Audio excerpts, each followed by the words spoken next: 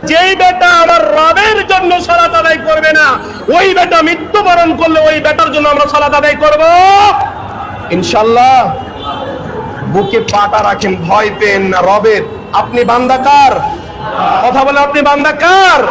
আল্লাহর। আপনি ইবলিসের বান্দা নয় যে আপনার ভিতরে ভয় থাকবে।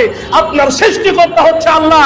আপনাকে মেরে ফেলতে পারে আল্লাহ, আপনাকে বাঁচাতে পারে আল্লাহ, আপনাকে বিপদে ফেলতে পারে আল্লাহ, আপনাকে বিপদ থেকে মুক্তি করতে পারেন তিনি কে?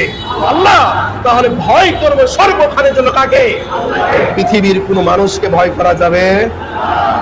এই জন্য অনুরোধ করে বলি, আপনি যদি রবের জন্য সালাত আদায় করেন তাহলে আপনার জন্য আমরা সালাত আদায় করার জন্য প্রস্তুত।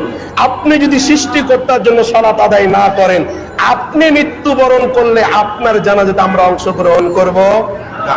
আরে ভাই, মনে এটা নেন, সে যে হোক না কেন, আপনি মুসলিম।